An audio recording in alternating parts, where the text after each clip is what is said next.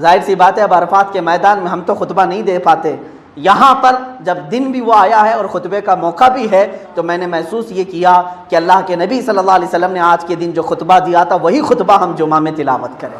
یہ آخری خطبہ ہے حضور صلی اللہ علیہ وسلم۔ اس کو آخری خطبہ کیوں کہا جاتا ہے؟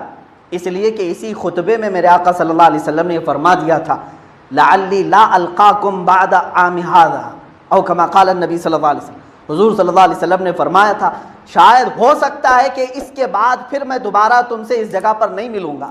اسی خطبے کے شروع میں ہی میرے آقا صلی اللہ علیہ وسلم نے بیان فرما دیا تھا کہ ہو سکتا ہے اس سال کے بعد میں پھر تم سے دوبارہ نہیں ملوں گا، اور اسی خطبے کے دوران وہ آیت نازل ہوئی قرآن کی جس کو قرآن کی سب سے آخری آیت کہا جاتا ہے۔ اب جو قرآن آپ پڑھ رہے ہیں سورہ فاتحہ سے شروع ہے نا، الحمدللہ سے، اور ختم کہاں ہوتا ہے؟ والناس پہ۔ سورہ قل اعوذ برب الناس پڑھتے ہیں، اس کے بعد والناس پہ ختم ہوتا ہے، لیکن جو نزول کی ترتیب ہے وہ الگ ہے۔ نازل ہونے کی جو ترتیب ہے، سب سے پہلے اقرا بسم ربک الذی خلق نازل ہوئی 5 آیتیں، اس کے بعد سورہ مدثر نازل ہوئی ہے۔ ترتیب کے اعتبار سے نزول ترتیب الگ ہے۔ اس دن جو سب سے آخری آیت نازل ہوئی وہ تھی الیوم اکملت لکم دینکم، جس کو میں نے ابھی تقریر سے پہلے تلاوت کیا ہے۔ الیوم اکملت لکم دینکم واتممت علیکم نعمتی ورضیت لکم الاسلام دینا۔ یہ آیت اسی وقت نازل ہوئی، حضور صلی اللہ علیہ وسلم نے تلاوت کر کے لوگوں کو سنایا۔ حضور صلی اللہ علیہ وسلم نے فرمایا، اللہ فرما رہا ہے آج کے دن میں نے تمہارا دین مکمل کر دیا، دین مکمل ہو گیا، اور میں نے اپنی نعمتیں پوری دے دی، اور میں تمہیں اسلام دے کر راضی ہو گیا۔ یہ اللہ تعالیٰ نے فرمایا، سورہ مائدہ کی یہ آیت ہے، 6 پارے میں موجود ہے۔ سارے صحابہ خوش ہو گئے۔ ظاہر سی بات ہے احکام اب اترنے نہیں تھے، اب کیا حلال ہے کیا حرام ہے سب کچھ بیان ہو چکا ہے، سب قرآن میں آ گیا، دین کمپلیٹ ہو گیا۔ یہودی کہتے ہیں ایسی کوئی آیت اگر ہمارے کتابوں میں آ جاتی تو ہم اس کو عید کا دن منا لیتے ہیں کہ دین کمپلیٹ ہو گیا۔ اسلام کو کمپلیٹ کہا کس نے؟ اللہ نے۔ صحابہ اکرام خوش بھی تھے اس دن، سارے عرفات کے میدان میں خوش تھے کہ آج ہمارا دین مکمل ہو گیا۔ ظاہر سی بات ہے گھر بنا رہے ہیں تو جس وقت گھر پورا مکمل ہو جائے تو خوشی کا دن ہے۔ جو چیز آپ نے شروع کی ہے وہ جب کمپلیٹ ہو جائے تو خوشی ہوتی ہے کہ نہیں؟ سب خوشیوں میں تھے سوائے ایک کے، وہ صدیق اکبر تھے۔ حضرت ابو بکر صدیق رضی اللہ تعالیٰ عنہ میدان کے کنارے رو رہے تھے اور اکیلے بیٹھے تھے۔ صحابہ نے کہا ابو بکر آج خوشی کا دن ہے، دین مکمل ہو چکا۔ سیدنا ابو بکر صدیق رضی اللہ تعالیٰ عنہ نے فرمایا یقیناً خوشی کا دن ہے، دین مکمل ہو گیا، لیکن مجھے اس کا دوسرا رخ یہ نظر آتا ہے وہ رسول آئے تھے دین مکمل کرنے کے لیے، جب دین مکمل ہو گیا تو شاید اب رسول ہمارے درمیان نہیں رہے۔ رسول آئے کس کے لیے؟ دین مکمل کرنے کے لیے، اب وہ اپنا کام کر چکے ہیں تو شاید اب ہمارے درمیان نہیں رہیں گے، مجھے یہ خوف ستا رہا ہے۔ وہ صدیق اکبر وہ یار غار رسول تھے، رسول کریم صلی اللہ تعالیٰ علیہ وسلم کے ہم سفر بھی رہے، حضر کے ساتھی، ہر جگہ کے ساتھی۔ انہوں نے حضور اکرم صلی اللہ تعالیٰ علیہ وسلم کے ان آخری دنوں کو محسوس کیا۔ اس کے بعد حضور اکرم صلی اللہ تعالیٰ علیہ وسلم نے جو خطبہ بیان فرمایا وہ خطبہ میں اردو ترجمہ بھی آپ کو بتا دوں۔ حضور صلی اللہ تعالیٰ علیہ وسلم نے اس خطبے میں کیا کیا بیان فرمایا، غور سے سنیں، یہ ادب کی بھی بات ہے۔ اللہ کے حبیب صلی اللہ تعالیٰ علیہ وسلم نے جو آخری خطبے میں بیان فرمایا، ارشاد فرماتے ہیں الحمدللہ سے شروع ہوتا ہے خطبہ، میں پورا ترجمہ یہ لکھ کر کے لایا ہوں آپ کے پاس۔ سب تعریف اللہ ہی کے لیے ہے، ہم اس کی حمد کرتے ہیں، اسی سے مدد چاہتے ہیں، اسی سے معافی مانگتے ہیں، اسی کے پاس توبہ کرتے ہیں۔ ہم اللہ ہی کے ہاں اپنے نفسوں کی برائیوں اور اپنے اعمال کی خرابیوں سے پناہ مانگتے ہیں۔ جسے اللہ ہدایت دے تو پھر کوئی اسے بھٹکا نہیں سکتا، اور جسے اللہ گمراہ کر دے اس کو کوئی دوسرا ہدایت دکھا نہیں سکتا۔ یہ پورا خطبہ من وعن رسول کریم صلی اللہ علیہ وسلم کے جملے میں بیان فرما رہا ہوں۔ تصور میں لاؤ عرفات کا میدان، میرے آقا اونٹنی پر سوار ہو کر یہ جملے بیان فرما رہے تھے۔ اگر ہوش والا ذی شعور مسلمان ہو تو حضور صلی اللہ علیہ وسلم کے ایک ایک جملے کو یہ سنے گا۔ میں کیوں بیان کر رہا ہوں جانتے ہیں؟ آخر میں حضور صلی اللہ علیہ وسلم نے فرمایا تھا اے میرے صحابہ جو تم میں سے یہاں موجود ہے وہ جو یہاں نہیں موجود ہے اس کو سنانے کی ذمہ داری لے لے، کہ جو حاضر ہے وہ غائب کو سنائے۔ انہی لوگوں میں سے میں ہوں کہ ہمارے بڑوں نے ہم تک وہ پہنچایا ہے، اور میری یہ ذمہ داری ہے کہ میں ان لوگوں کو پہنچاؤں جنہوں نے یہ حضور کا خطبہ نہیں سنا ہوگا۔ اللہ کے نبی صلی اللہ تعالیٰ علیہ وسلم خطبہ بیان فرما رہے ہیں، ارشاد فرماتے ہیں میں شہادت دیتا ہوں کہ اللہ کے سوا کوئی معبود نہیں، وہ ایک ہے، اس کا کوئی شریک نہیں، اور میں شہادت دیتا ہوں کہ محمد صلی اللہ علیہ وسلم اس کے بندے اور اس کے رسول ہیں۔ اللہ کے بندو، میں تمہیں اللہ سے ڈرنے کی تاکید کرتا ہوں اور اس کی اطاعت پر زور دیتا ہوں، اور میں اسی سے ابتدا کرتا ہوں جو بھلائی ہے۔ اے لوگو، میری بات سن لو، مجھے کچھ خبر، میں یہ نہیں جانتا کہ میں تم سے اس قیام گاہ میں، یعنی اس عرفات کے میدان میں اس سال کے بعد دوبارہ پھر کبھی ملاقات کر سکوں۔ ہاں، جاہلیت کے تمام دستور آج میں نے اپنے پاؤں سے روند دیے۔ کسی عربی کو اجمی پر فضیلت نہیں، اور کسی اجمی کو عربی پر نہیں، کسی سرخ کو سیاہ پر نہیں، اور کسی کالے کو گورے پر فضیلت نہیں۔ ہاں، فضیلت ہے تو صرف تقویٰ کے ذریعے سے ہوگی۔ خدا سے ڈرنے والا انسان مومن ہوتا ہے اور اس کا نافرمان بدبخت ہوتا ہے۔ تم سب کے سب آدم کی اولاد ہو اور آدم کو مٹی سے بنایا گیا ہے۔ اے لوگو، تمہارے خون، تمہارا مال، تمہاری عزتیں ایک دوسرے پر ایسی حرام ہیں جیسا کہ آج کے دن کی حرمت ہے، آج کے مہینے کی حرمت ہے، اور آج کے اس مہینے کی حرمت ہے، اور اس جگہ کی حرمت ہے۔ دیکھو، عنقریب تمہیں خدا کے سامنے حاضر ہونا ہے اور وہ تم سے تمہارے اعمال کے بارے میں سوال کرے گا۔ خبردار، میرے بعد گمراہ نہ بن جانا کہ ایک دوسرے کی گردنیں کاٹتے پھرو۔ جاہلیت کے قتلوں کے تمام جھگڑے میں ختم کرتا ہوں۔ پہلا خون جو باطل کیا جاتا ہے وہ ربیعہ بن حارث عبد المطلب کے بیٹے کا ہے، میں اس کو ختم کرتا ہوں۔ اگر کسی کے پاس امانت ہو تو وہ اسے اس کے مالک کو ادا کر دے، اور اگر سود ہو تو وہ ختم کر دے۔ ہاں، تمہارا سرمایہ تمہیں مل جائے گا، نہ تم ظلم کرو نہ تم پر ظلم کیا جائے، یعنی ظلم کو برداشت بھی نہ کرو۔ اللہ نے فیصلہ کر دیا ہے کہ سود ختم کر دیا گیا، اور سب سے پہلے میں عباس بن عبد المطلب کا سود ختم کرتا ہوں۔ اے لوگو، تمہاری اس سرزمین میں شیطان اپنے پوجے جانے سے مایوس ہو گیا ہے، لیکن دیگر چھوٹے گناہوں میں اپنی اطاعت کیے جانے پر خوش ہے، اس لیے اپنا دین اس سے محفوظ رکھو، شیطان سے اپنا دین بچائے رکھو۔ اللہ کی کتاب میں مہینوں کی تعداد اسی دن سے 12 ہے جب اللہ نے زمین و آسمان کو پیدا کیا تھا۔ ان میں سے 4 حرمت والے ہیں، 3 یہ ہیں ذی القعدہ، ذی الحجہ اور محرم، یہ کنٹینیو لگاتار ہیں، اور رجب تنہا ہے۔ لوگوں، اپنی بیویوں کے متعلق اللہ سے ڈرتے رہو۔ خدا کے نام کی ذمہ داری سے تم نے ان کو بیوی بنایا، اور خدا کے کلام سے تم نے ان کا جسم اپنے لیے حلال بنایا ہے۔ تمہارا حق عورتوں پر اتنا ہے کہ وہ تمہارے بستر پر کسی غیر کو آنے نہ دیں، لیکن وہ اگر ایسا کریں تو ان کو ایسی سزا دو جو نمودار نہ ہو۔ اور عورتوں کا حق تم پر یہ ہے کہ تم ان کو اچھی طرح کھلاؤ، اچھی طرح پہناؤ۔ تمہارے غلام تمہارے ہیں، جو خود کھاؤ ان کو کھلاؤ، اور جو خود پہنو وہی ان کو پہناؤ۔ خدا نے وراثت میں ہر حقدار کو اس کا حق دیا ہے۔ اب کسی وارث کے لیے وصیت جائز نہیں، لڑکا اس کا وارث جس کے بستر پر پیدا ہوا۔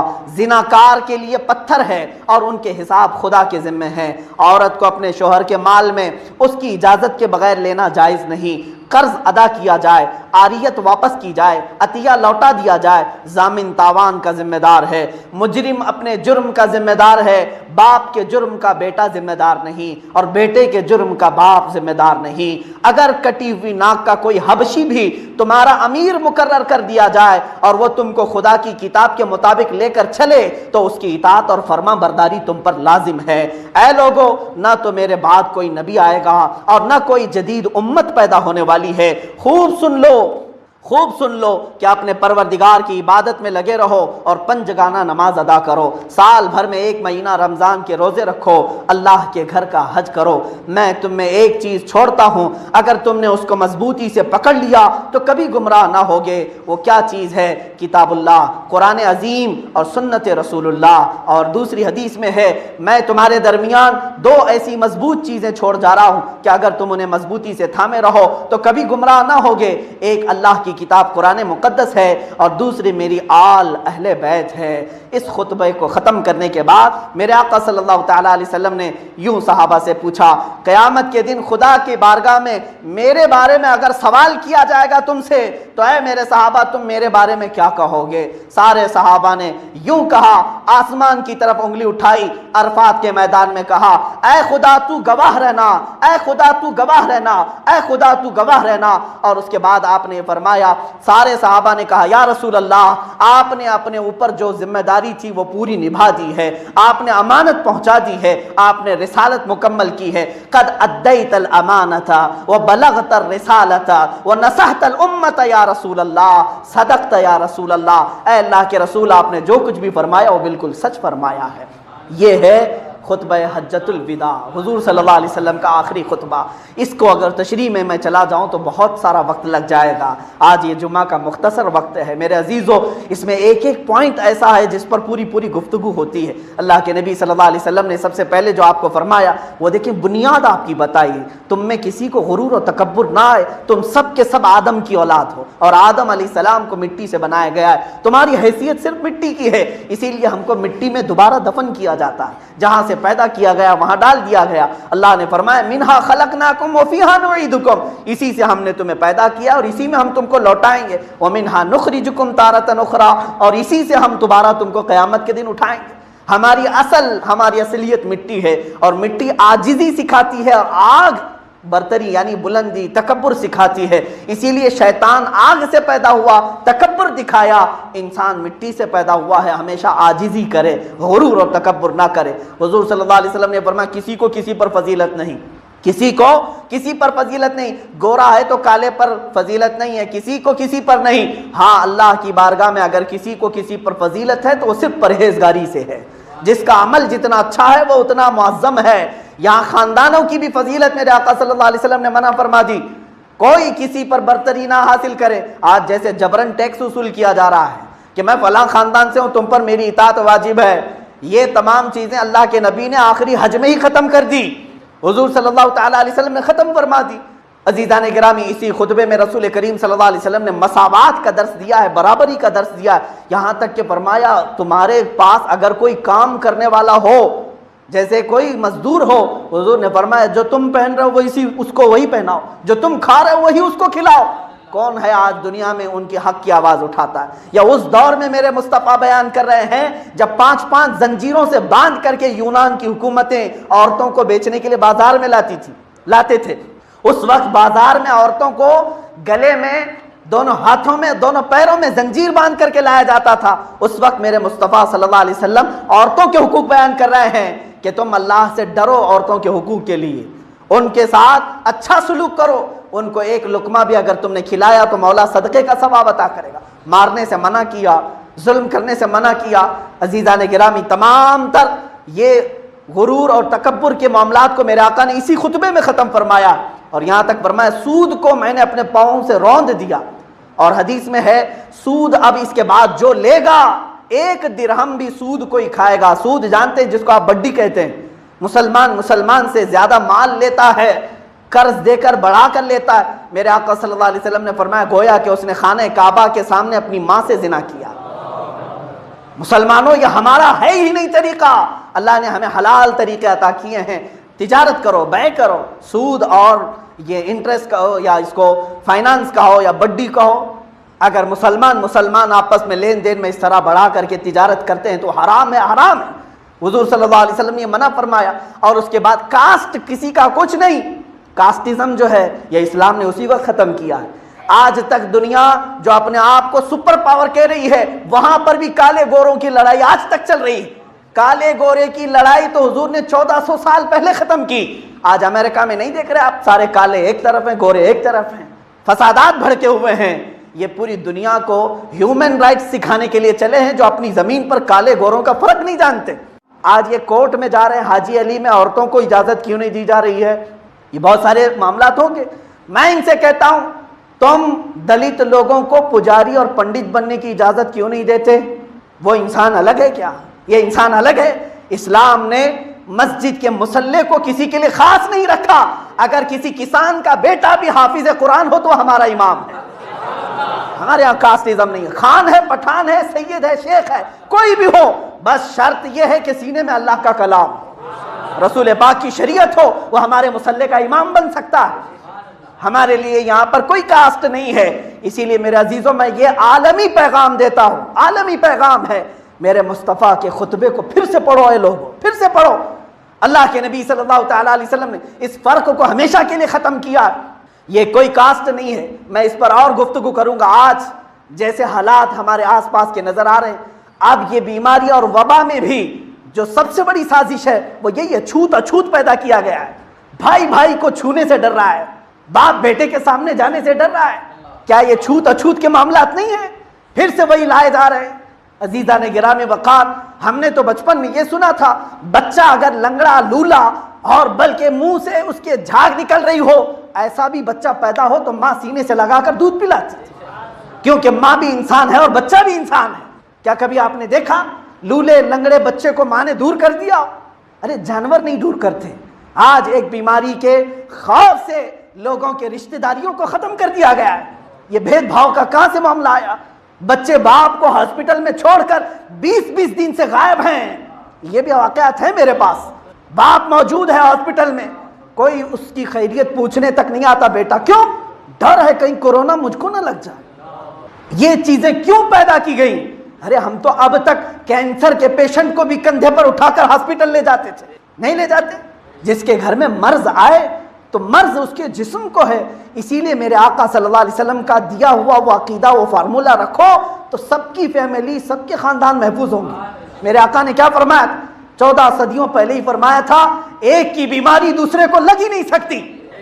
یہ جو عرفات کے میدان کا جمع غفیر ہے، یہاں ایک دیکھنے کا منظر ایسا ہوتا ہے کہ اسلام یہاں کھل کر کے نظر آتا ہے، اور جس سے میں نام تک نہیں پوچھ سکتا لیکن اس کو بھی میں اپنی ہی طرح لباس میں دیکھتا ہوں۔ یہ وہ منظر ہے جو پورے اسلام کی آفاقیت کو وہاں پر ظاہر کرتا ہے۔ اسلام کسی ایک گاؤں کا مذہب نہیں بلکہ پورے عالم کا مذہب ہے، پورے کائنات کا یہ دین ہے جو اس میدان میں جمع ہو کر کے اللہ رب العزت کو پکار رہے ہوتے ہیں۔ تو در حقیقت عرفات یہ لوگوں کے دلوں کو جمع کرنے کا دن ہے۔ عزیزان گرامی وقار، میں آج آپ کے سامنے حاضر آیا، ویسے بھی تقریریں آپ سنتے رہتے ہیں، میں نے سوچا کہ آج ایک ایسا عظیم دن ہے، عرفات کا دن بھی اور جمعہ بھی ہے، اس کو بہت ہی مقدس ترین دن کہا گیا ہے۔ کیوں نہ میں اپنے آقا کونین صلی اللہ تعالیٰ علیہ وسلم کا وہ آخری حج ہی بیان کروں جس میں رسول کریم صلی اللہ تعالیٰ علیہ وسلم حج کے لیے نکلے تھے۔ ہر مومن کو چاہیے کہ میرے مصطفیٰ کے سفر کو بھی سنے، اللہ کے نبی صلی اللہ تعالیٰ علیہ وسلم نے کس طرح حج فرمائے، کتنے حج کیے، حج میں کیا کیا کیا، یہ بھی سننے سے تعلق رکھتا ہے یا نہیں؟ ہم ایسے ویسوں کی ٹریول ہسٹری دیکھتے رہتے ہیں، نبی کونین صلی اللہ تعالیٰ علیہ وسلم کا سفر حج کیوں نہیں دیکھتے، کیوں نہیں پڑھتے؟ بلکہ میں آپ کو بتاؤں کہ حضور اکرم صلی اللہ تعالیٰ علیہ وسلم کا سفر حج پوری کائنات کے انسانوں کے لیے ایک ایسا دستور مرتب کیا گیا ہے اس حج کے سفر میں کہ اس وقت تک پوری دنیا میں لا اور قانون نام کی کوئی چیز ہی نہیں تھی۔ جب میرے آقا صلی اللہ تعالیٰ علیہ وسلم نے پورے قوانین مرتب کر کے اپنے خطبے میں بیان کر دیے، ہوا یہ کہ میں شروع سے عرض کرتا ہوں، حدیث پاک میں جیسے الفاظ آئے ہیں اسی کی تھوڑی تشریح کے ساتھ عرض کروں گا۔ مفہوم حدیث، حضرت امام باقر رضی اللہ تعالیٰ عنہ جو سیدنا امام حسین رضی اللہ تعالیٰ عنہ کے پوتے ہیں، امام زین العابدین رضی اللہ تعالیٰ عنہ کے بیٹے ہیں، آپ نے ایک معمر صحابی، کافی عمر دراز صحابی تھے حضرت جابر رضی اللہ تعالیٰ عنہ، ان کے پاس جا کر کے پوچھتے ہیں اللہ کے رسول صلی اللہ تعالیٰ علیہ وسلم کا حج کیسا ہوا، آپ ذرا بتائیں۔ حضرت جابر رضی اللہ تعالیٰ عنہ نے بیان کرنا شروع کیا، وہ صحابی رسول تھے جو اس سفر میں شریک تھے۔ فرماتے ہیں رسول کریم صلی اللہ تعالیٰ علیہ وسلم جب مکہ سے ہجرت فرما کر مدینہ تشریف لے گئے، یہ کل 10.5 سال کا عرصہ ہوتا ہے۔ جب آپ کی عمر مبارک 53 سال کی ہو چکی تھی، آپ نے ہجرت فرمائی اور 63 سال کی عمر پاک میں آپ کا وصال پاک ہوا۔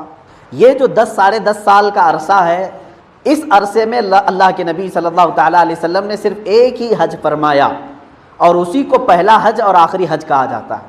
ہجرت کے بعد جو حج کیا اللہ کے نبی صلی اللہ علیہ وسلم نے، جو تمام احادیث کی کتب میں موجود ہے، شروع سے پہلے سال، دوسرے سال، تیسرے سال نہیں بلکہ 9واں سال آیا، آپ کی ہجرت کا 9واں سال۔ ابھی بھی ہماری جو تاریخ ہے وہ ہجرت ہی کی تاریخ چلتی ہے۔ اس وقت اب جو ہم آج زندگی گزار رہے ہیں، ہجرت کو 1441 سال ہو چکے ہیں۔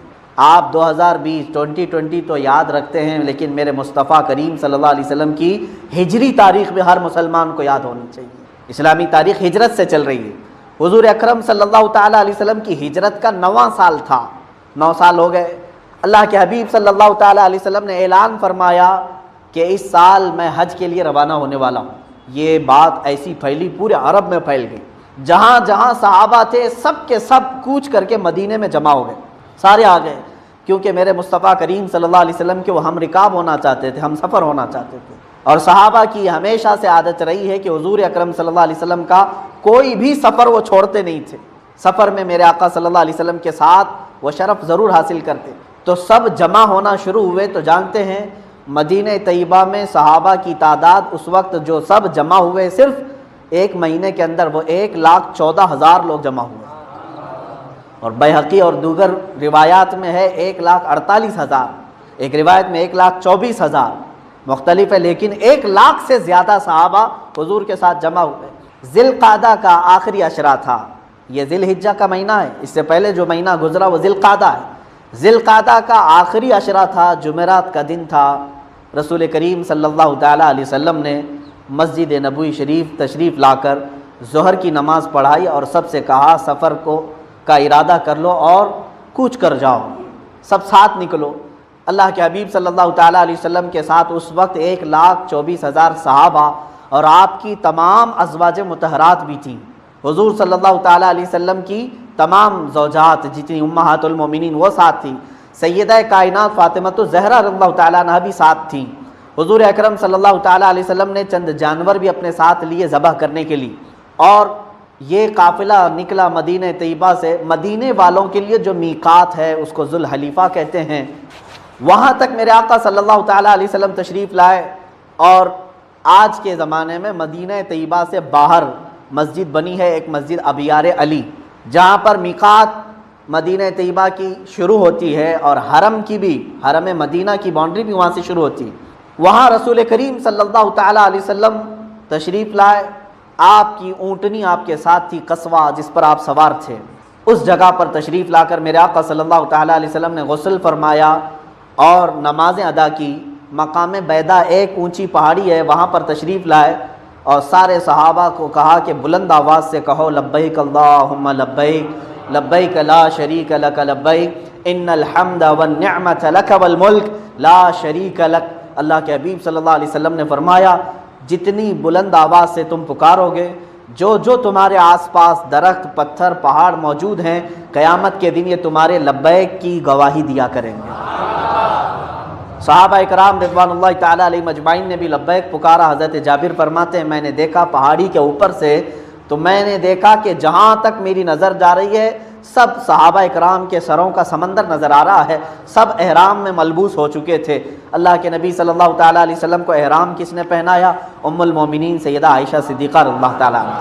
حضرت عائشہ فرماتی ہیں کہ میں نے عطر حضور اکرم صلی اللہ علیہ وسلم کے جسم مبارک پر مل دیا، اور اس کے بعد احرام کے 2 کپڑے میرے آقا صلی اللہ علیہ وسلم نے بغیر سلے ہوئے سفید رنگ کے اور بغیر کسی رنگے ہوئے، اور حضور اکرم صلی اللہ علیہ وسلم نے ایک تہبند پہنی اور ایک اوپر سے چادر جس کو ہوتا ہے، چادر جس کو کہتے ہیں، یہ ڈال لی، اور تلبیہ پڑھتے ہوئے یہ قافلہ نکل پڑا۔ وہ کیا سما ہوگا جب مصطفیٰ کریم صلی اللہ تعالیٰ علیہ وسلم اپنی قصبہ پر موجود ہیں، اور اس میں سے ہزاروں پیدل بھی تھے، ہزاروں سوار بھی تھے، اور سب اس قافلے میں چل رہے تھے۔ حضرت جابر فرماتے ہیں چاہے ہم قافلے سے جتنی بھی دور جاتے، نظر اس قافلے پر پڑتے تو پہلی نظر میرے آقا پر ہی ہوتی تھی۔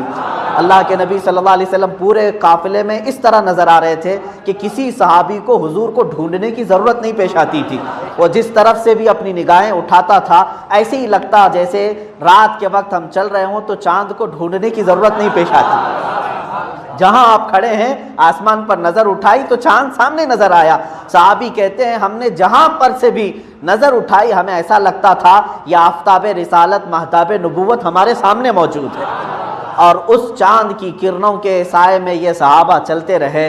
یہ سفر حضور اکرم صلی اللہ تعالیٰ علیہ وسلم کا مدینہ طیبہ سے مکہ مکرمہ تک کا یہ تقریباً 9 دن کا سفر بتایا گیا ہے، اور ذی الحجہ کا مہینہ شروع ہو چکا تھا۔ شروع کے ایام میں میرے آقا صلی اللہ تعالیٰ علیہ وسلم مکہ مکرمہ میں داخل ہوئے۔ مقام ذی طوا وہاں پر ایک جگہ ہے، وہاں پر آپ نے اپنے قافلے کو اتارا اور پھر وہاں پر غسل فرمایا۔ اللہ کے نبی صلی اللہ تعالیٰ علیہ وسلم نے غسل فرمایا اور سارے صحابہ سے کہا کہ یہاں پر غسل کر لو، یہ انبیاء اکرام علیہ السلام کے غسل کی جگہ ہے۔ اب وہ صحابہ کیسے تعلیم لے رہے تھے ہر ایک عمل کی. حضور اکرم صلی اللہ تعالیٰ علیہ وسلم نے غسل فرما کر پھر باب السلام، ان نجدیوں نے اس دروازے کو ابھی پورا کا پورا انڈر گراؤنڈ کر رکھا ہے، باقی اپنے باپ داداؤں کے نام پہ بڑے بڑے گیٹ بنائے ہیں.